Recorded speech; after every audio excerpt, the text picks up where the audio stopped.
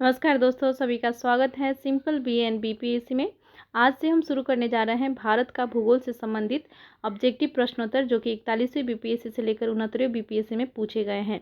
इससे पहले हमने ऑलरेडी मॉडर्न हिस्ट्री, आधुनिक भारत और इंडियन पॉलिटी को कवर कर लिया है। आपने उन सब वीडियोज़ को नहीं देखा है तो इसी चैनल के प्लेलिस्ट में अवेलेबल कर दिया गया है। मॉडर्न हिस्ट्री बीपीएससी और इंडियन पॉलिटी बीपीएससी नामक प्लेलिस्ट है, और बिहार स्पेशल के भी कुछ वीडियोज ऑलरेडी कवर कर दिए गए हैं। आप उन सब वीडियोज को देख लेंगे। शुरू करते हैं आज का वीडियो। चैनल को अभी तक आपने सब्सक्राइब नहीं किया है तो चैनल को सब्सक्राइब कर लीजिए। हमारा प्रश्न है, भारत विस्तृत है। आपके ऑप्शंस आप देख पा रहे हैं। 37 डिग्री 17 मिनट 53 सेकेंड उत्तर तथा 8 डिग्री 6 मिनट 28 डिग्री दक्षिण के बीच, 37 डिग्री 17 मिनट 53 सेकेंड उत्तर तथा 8 डिग्री 4 मिनट 28 डिग्री दक्षिण के बीच, 37 डिग्री 17 मिनट 53 सेकेंड उत्तर तथा 8 डिग्री 28 मिनट उत्तर के बीच। ऑप्शन डी है उपरोक्त में से कोई नहीं। तो देखिए, भारत जो विस्तृत है, इसका करेक्ट आंसर होगा उपरोक्त में से कोई नहीं। कोई भी ऑप्शंस जो दिए गए हैं इसमें एक भी करेक्ट नहीं है, क्योंकि भारत की मुख्य भूमि का विस्तार जो है उत्तर पूर्वी गोलार्ध में है। और ये जो है, देखिए उत्तर पूर्व गोलार्ध में आप देखिए यहाँ पे भारत जो है उत्तर पूर्व में आता है। यहाँ पर जो है भारत सिचुएटेड है। आपने यदि मैप पढ़ा होगा तो आपको याद होगा ग्लोब में, तो उत्तर पूर्वी गोलार्ध में ये आता है और भारत। और यहाँ जो है 8 डिग्री 4 मिनट उत्तर से लेकर 37 डिग्री 6 मिनट उत्तरी अक्षांश तथा 68 डिग्री 7 मिनट पूर्व से 97 डिग्री 25 मिनट पूर्वी देशांतर के मध्य है। देखिए, यदि आप चाहते हैं, देखिए मैं आप यहाँ पे लिख दे रही हूँ ताकि आपको कन्फ्यूजन नहीं हो। ये जो है उत्तर पूर्वी गोलार्ध में सिचुएटेड है और 8 डिग्री 4 मिनट, यहाँ पे डिग्री होगा, ठीक है, उत्तर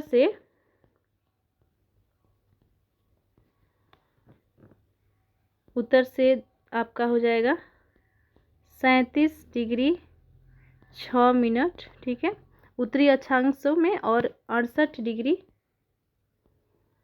7 मिनट पूर्व से आपका हो जाएगा 97 डिग्री 25 मिनट, ठीक है, पूर्वी देशांतर के मध्य है। और इसका करेक्ट आंसर आपका हो जाएगा, इसलिए ऑप्शन जो है कोई भी सही नहीं दी गई है, इसलिए करेक्ट आंसर आपका ऑप्शन डी हो जाएगा। आप नोट कर लेंगे, भारत जो है विस्तृत किस देशांतर से लेकर किस देशांतर के मध्य है। अगला क्वेश्चन देखते हैं।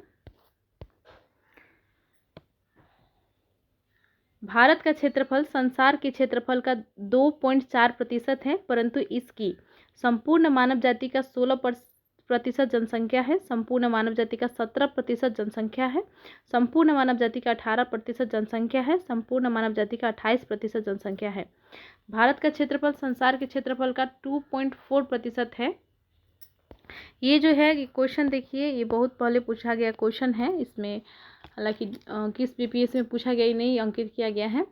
ये जो है आपका अभी वर्तमान में यदि इसका देखा जाए तो इसका जो है करेक्ट आंसर हो जाएगा आपका 17.5% जो है ये संपूर्ण मानव जाति का जनसंख्या अभी वर्तमान में ही है भारत का क्षेत्रफल, ठीक है। तो इसलिए आपका करेक्ट आप आंसर ले सकते हैं। ऑप्शन जो है आपका हो जाएगा 17.5 तो किसी में नहीं दी गई है, इसलिए ऑप्शन कोई नहीं होगा, और 17.5 जो है वर्तमान में है, आप याद रखेंगे। अगला क्वेश्चन देखते हैं। भारतीय प्रामाणिक समय IST एवं ग्रीनविच माध्य समय GMT में अंतर पाया जाता है। कितने घंटे का अंतर होता है आपसे पूछा गया है। भारतीय मानक समय इंडियन स्टैंडर्ड टाइम और आपका ग्रीनविच माध्य में कितना जो है अंतर होता है, ये पूछा गया है। आपके ऑप्शंस आप देख पा रहे हैं, 4.5 घंटा, 5.5 घंटा, -5.5 घंटा, -4.5 घंटा। तो देखिए इसका करेक्ट आंसर आपका हो जाएगा ऑप्शन बी 5.5 घंटा, यानी कि 5.5 घंटा जो है ये आगे है। भारतीय मानक समय जो है ग्रीनविच माध्य समय GMT से 5.5 घंटा आगे है, 5 घंटा 30 मिनट आगे है। ठीक है, आपका ऑप्शन बी करेक्ट है। अगला क्वेश्चन देखते हैं। भारत और चीन के बीच सीमा रेखा को क्या कहा जाता है? आपके ऑप्शन है मैकमोहन रेखा, रेड क्लिफ रेखा, इंदिरा पॉइंट, डुरंट रेखा। उपरोक्त में से कोई नहीं, उपरोक्त में से एक से अधिक। तो देखिए, भारत और चीन के बीच में जो सीमा रेखा है इसे कहा जाता है मैकमोहन रेखा, और जो भारत और पाकिस्तान के बीच जो आती है रेखा उसे रेड क्लिफ रेखा कहा जाता है, क्योंकि इसे डिवाइड किया था सर रेड क्लिफ द्वारा जो है भारत और पाकिस्तान के बीच जो सीमा रेखा खींची गई थी वो सर रेड क्लिफ द्वारा ही खींची गई थी, इसलिए रेड क्लिफ रेखा के नाम से जाना जाता है भारत और पाकिस्तान के बीच की सीमा रेखा को। और भारत और चीन के बीच में आपसे पूछा गया प्रश्न में, तो मैकमोहन रेखा करेक्ट आंसर आपका हो जाएगा, मैकमोहन रेखा याद रखिएगा। और डुरंट रेखा जो है ये भारत और अफगानिस्तान के बीच में खींची गई रेखा थी, डुरंट रेखा। अगला देखते हैं। देखिए 67 BPSC का ये प्रश्न था। अगला क्वेश्चन देखते हैं। निम्नलिखित देशों में से किसकी भारत के साथ सबसे अधिक लंबी सीमा है? आपके ऑप्शन है पाकिस्तान, म्यांमार, बांग्लादेश। उपरोक्त में से एक से अधिक, उपरोक्त में से कोई नहीं। देखिए, ये जो है BPSC TRE में पूछा गया प्रश्न है, और इसमें आपसे पूछा गया है कि भारत के सबसे अधिक लंबा सीमा जो है किसके साथ साझा करती है? तो ये जो है बांग्लादेश आपका करेक्ट आंसर हो जाएगा। बांग्लादेश 4096 किलोमीटर का सीमा रेखा जो है ये शेयर करता है, साझा करता है।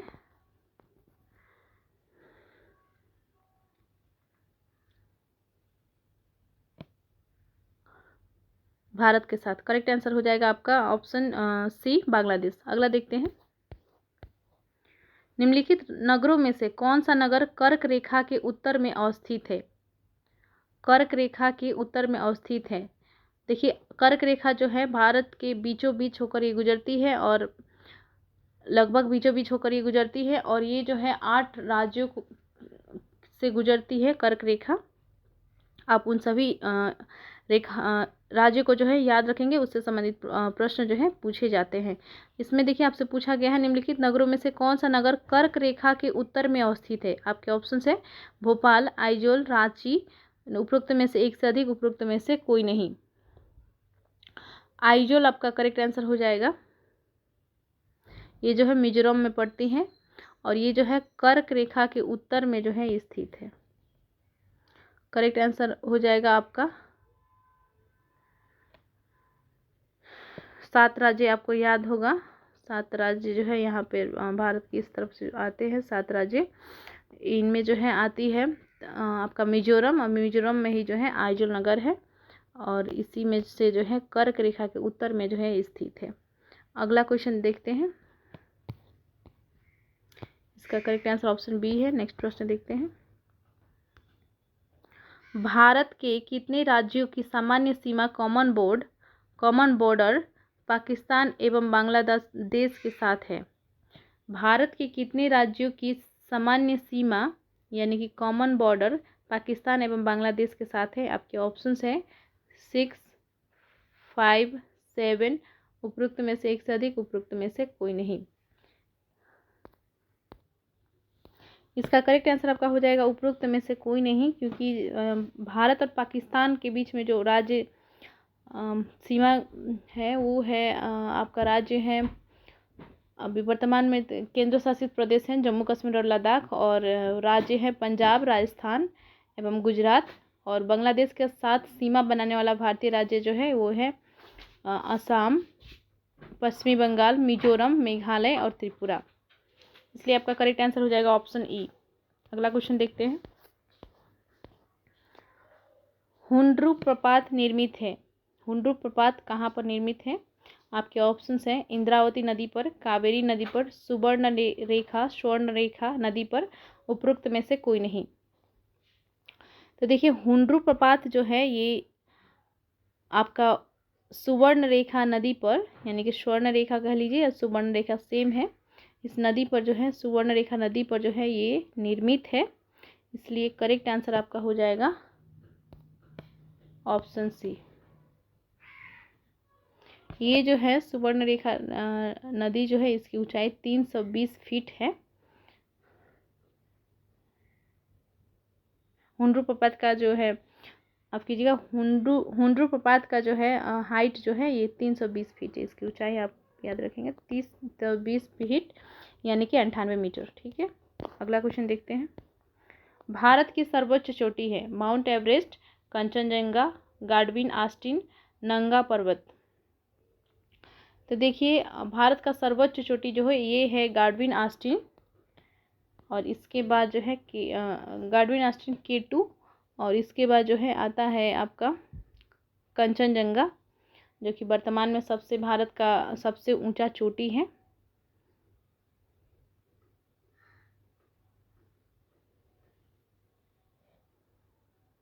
और इस पर जो है पाकिस्तान, लेकिन अवैध कब्जा है इस पर पाकिस्तान का, इसलिए जो है वर्तमान में भारत का सर्वोच्च चोटी जो है कंचनजंगा को माना जाता है। और माउंट एवरेस्ट जो है ये नेपाल में है, ये जो है नेपाल में स्थित है, और ये विश्व का सबसे ऊंचा चोटी है माउंट एवरेस्ट। ठीक है, आप ये भी याद रखेंगे। माउंट एवरेस्ट का ऊंचाई भी आपसे पूछ लिया जाता है, तो 8,850 किलोमीटर, 8,850 मीटर, या आपको कहीं कहीं ऑप्शन में भी देखने को मिल जाएगा 8,848 मीटर, 8.86 भी आपको दिया जा सकता है ऑप्शन में। तो यदि ये ऑप्शन है तो ये करेक्ट हो सकता है, और नहीं तो आपका 8,850 यदि दिया गया है तो 8,850 ही मीटर, 50 मीटर ही आपका करेक्ट आंसर हो जाएगा, 8,850। ठीक है, माउंट एवरेस्ट का हाइट का हम बात कर रहे थे, ऊंचाई की। और इसका जो है करेक्ट आंसर आपका होगा गाडविन आस्टीन, क्योंकि गाडविन आस्टीन ऑप्शंस में दिए गए हैं, तो ऑप्शंस के अनुसार जो है गाडविन आस्टीन ही करेक्ट आंसर हो जाएगा। अगला देखते हैं। हिमालय में हिम रेखा निम्न के बीच होती है। आपके ऑप्शंस हैं 4300 से 6000 मीटर पूर्व में, 4000 से 5800 मीटर पश्चिम में, 4500 से 6000 मीटर पश्चिम में, उपरोक्त में से कोई नहीं। तो देखिए हिमालय के विभिन्न भागों में जो है हिम रेखा की ऊंचाई जो है भिन्न भिन्न होती है, लेकिन इसका जो है औसत यदि ऊंचाई देखा जाए उत्तरी भाग पर, तो इसका जो है आपका हो जाएगा औसत ऊंचाई जो होता है 5500 से 6000 मीटर होती है, लेकिन ऑप्शन के अनुसार जो है आप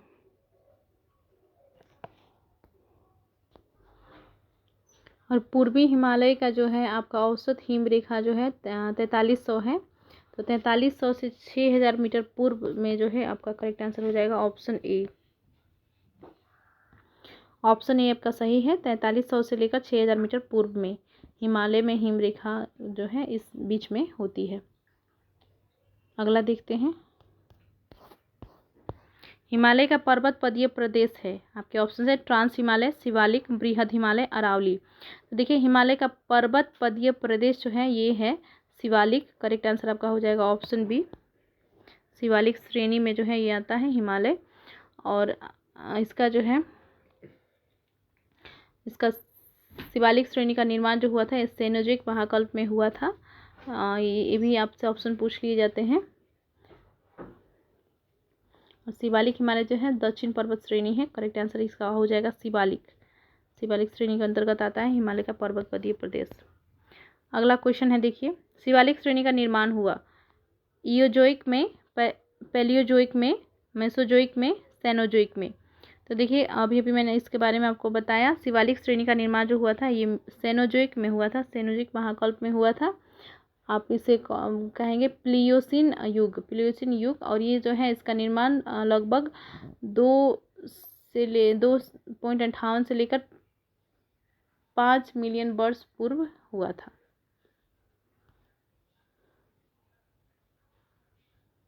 शिवालिक का ब्रह्म हिमालय सेम है, आप कंफ्यूज नहीं होइएगा। भारत के अतिरिक्त प्रायद्वीपीय पर्वत निर्मित हुए इयोजोइक महाकल्प, पेलियोजोइक महाकल्प में, मेसोजोइक महाकल्प में, सेनोजोइक महाकल्प में। तो देखिए प्रायद्वीपीय पर्वत जो है ये निर्मित हुए थे सेनोजोइक महाकल्प में। आपने यदि ज्योग्राफी को पढ़ा है तो आपको इसकी हिस्ट्री पूरी पता होगी कि इस तरह से जो है शिवालिक श्रेणी बनी थी। और ये पर्वतों का जो है किस तरह से निर्माण हुआ था। इसलिए करेक्ट आंसर आपका हो जाएगा सेनोजोइक महाकल्प। अगला देखते हैं, भौगोलिक क्षेत्रफल के अनुसार भारत की निम्नलिखित भौतिक फिजियोग्राफिक इकाइयों को आरोही क्रम में व्यवस्थित कीजिए। आपके ऑप्शन है केंद्रीय उच्च भाग, महामैदान, तटीय मैदान, उत्तरी पर्वत। तो देखिए इसमें जो है आपका हो जाएगा, सबसे पहले तटीय मैदान होगा, तटीय मैदान हो जाएगा आपका, और उसके बाद जो है आपका हो जाएगा केंद्रीय उच्च भाग, और फिर होगा आपका महान मैदान, और उसके बाद से जो है होगा आपका उत्तरी पर्वत। ठीक है, आरोही क्रम के अनुसार से जो है इसी प्रकार से हो जाएगा आपका भौतिक इकाई जो है भारत का इसी प्रकार से है। ठीक है, और इसका जो है आपको कूट में करेक्ट आंसर बतानी होगी, यहाँ पे कूट दिए गए हैं, तो इसका आपका करेक्ट आंसर हो जाएगा ऑप्शन ए, आप मिला लीजिएगा। ठीक है, अगला देखते हैं, निम्नलिखित श्रेणियों को उत्तर से दक्षिण की ओर क्रम में व्यवस्थित कीजिए। आपके ऑप्शन हैं लद्दाख, काराकोरम, पीर पंजाल, जांस्कर। तो देखिए जिनको पता है मैप में, जिन्होंने ढंग से पढ़ा है, उन्हें जो है ये क्वेश्चन टफ नहीं लगेगी, आराम से इसको जो है वो मिला सकते हैं।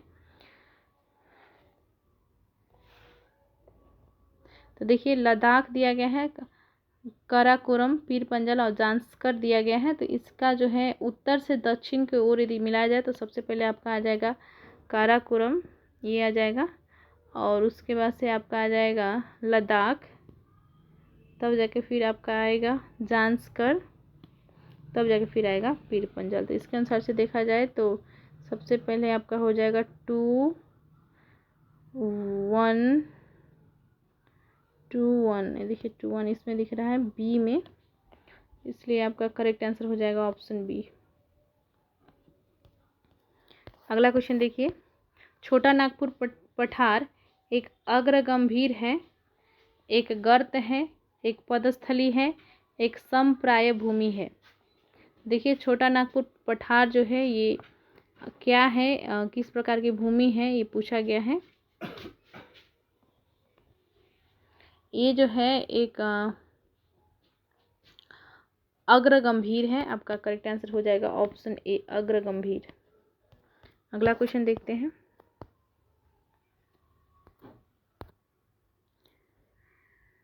भारत में भू आकारों की रचना के संबंध में निम्नलिखित कथनों पर मनन कीजिए। आपके ऑप्शंस है, संरचनात्मक दृष्टि से मेघालय पठार दक्कन पठार का ही विस्तारित भाग है, कश्मीर घाटी की रचना एक समभिन्ति में हुई, गंगा मैदान की रचना एक अग्रगर्त में हुई, हिमालय की उत्पत्ति भारतीय प्लेट, यूरोपीय प्लेट तथा चीनी प्लेट के त्रिकोणीय अभिसरण के फलस्वरूप हुई।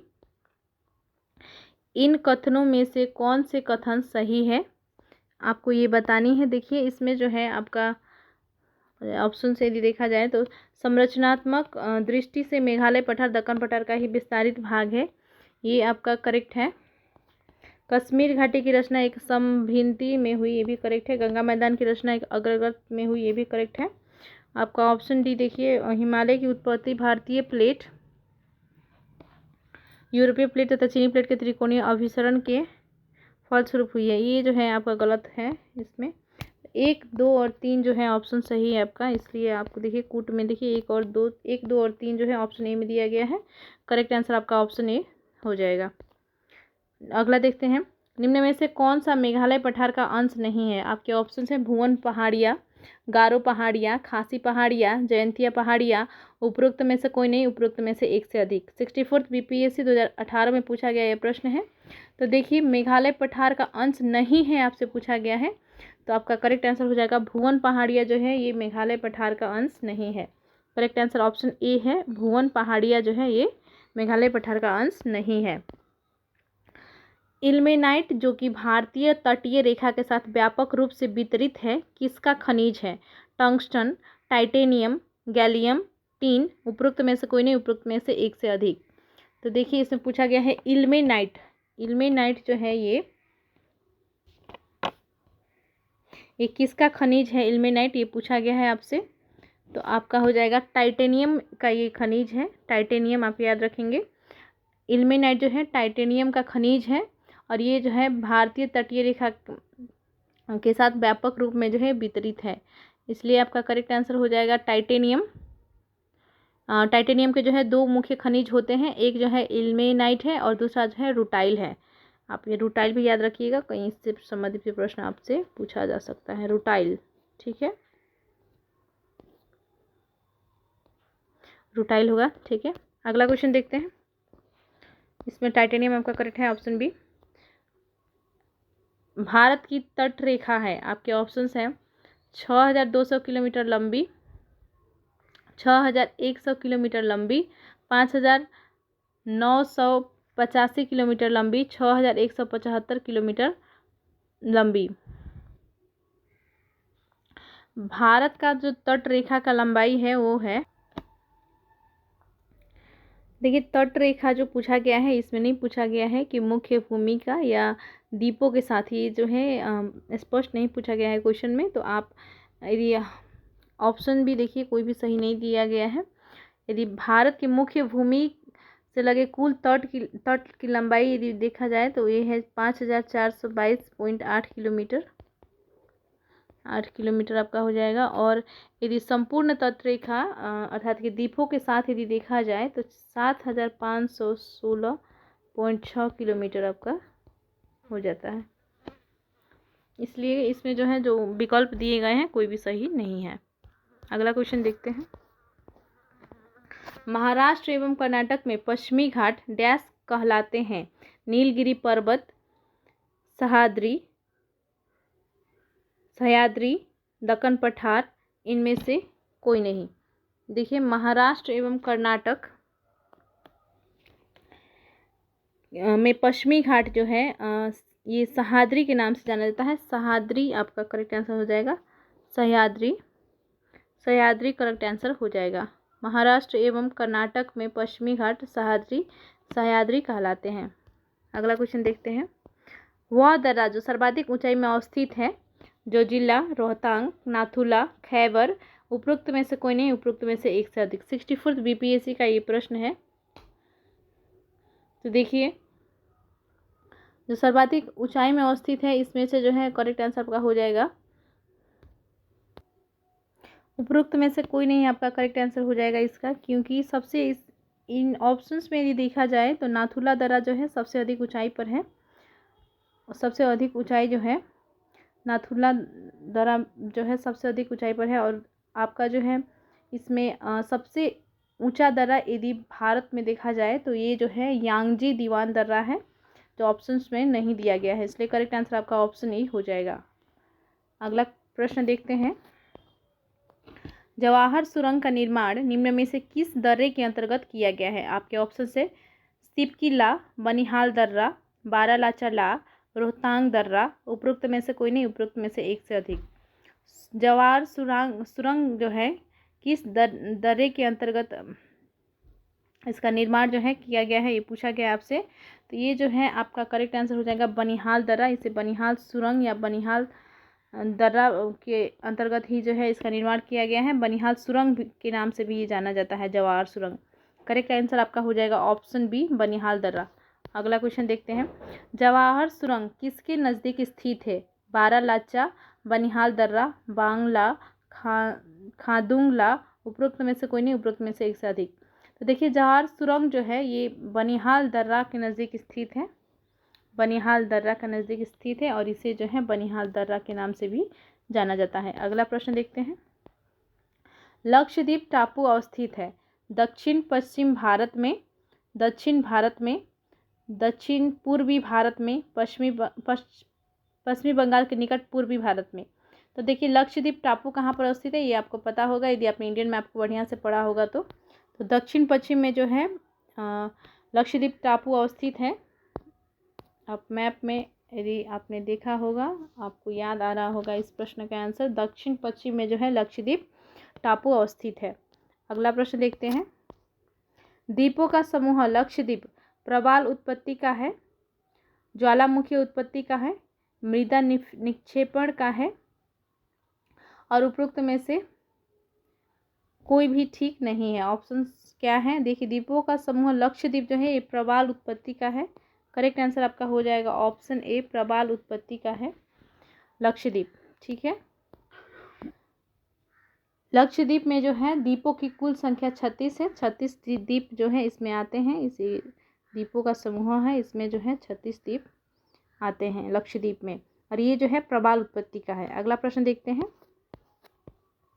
लक्षद्वीप में कितने द्वीप हैं? देखिए, अभी मैंने इसका प्रश्न बताया आपको, माफ़ कीजिएगा, आंसर बताया इसका आपके ऑप्शन है 17, 27, 36, 47। तो देखिए करेक्ट आंसर आपका हो जाएगा 36। 36 जो है इसमें द्वीप हैं, लक्षद्वीप में 36 द्वीप आते हैं। अगला प्रश्न देखते हैं, विदर्भ एक प्रादेशिक नाम है भारत में और यह गुजरात का अंग है। विदर्भ, देखिए नाम याद रखिएगा, विदर्भ एक प्रादेशिक नाम है भारत में और यह गुजरात का अंग है, महाराष्ट्र का अंग है, मध्य प्रदेश का अंग है, उड़ीसा का अंग है।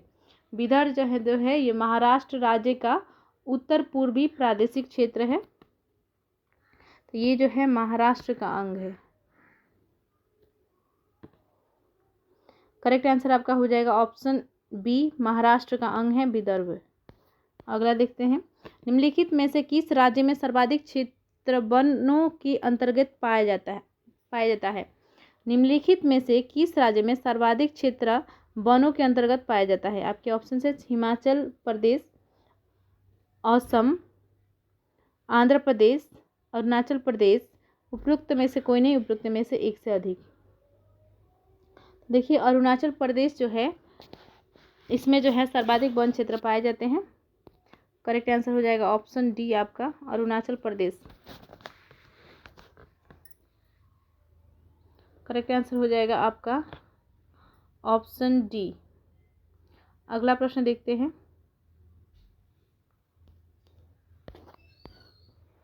निम्नलिखित किस पहाड़ी पर पूर्वी घाट पश्चिमी घाट से मिलता है? आपके ऑप्शंस हैं पलानी पहाड़ी, अन्नाईमुडी पहाड़ी, नीलगिरी पहाड़ी, सेवराय पहाड़ी, उपरोक्त में से कोई नहीं, उपरोक्त में से एक से अधिक। तो देखिए, नीलगिरी पहाड़ी भारतीय प्रायद्वीप के पूर्वी घाट तथा पश्चिमी घाट के मिलन बिंदु पर स्थित है, तो इसलिए जो है इसे ब्लू माउंटेन भी कहा जाता है, नीलगिरी पहाड़ी को ब्लू माउंटेन।